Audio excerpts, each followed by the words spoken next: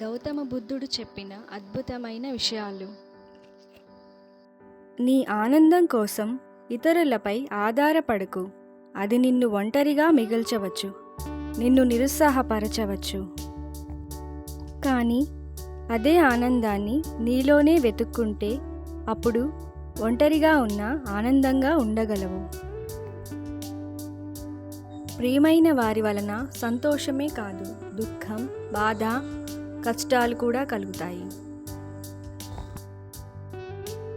ఆనందంగా ఉండేవారు తమ దగ్గర ఉన్నదాని గురించి ఆలోచిస్తే,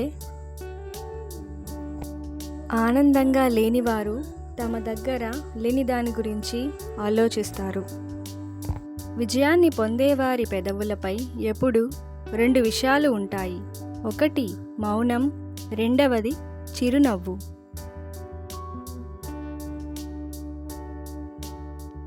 మౌనం, నవ్వు ఈ 2 కూడా అద్భుతమైన సాధనాలు. నవ్వు సమస్యలు సులువుగా దాటేలా చేస్తుంది. మౌనం సమస్యలే లేకుండా చేయగలుగుతుంది.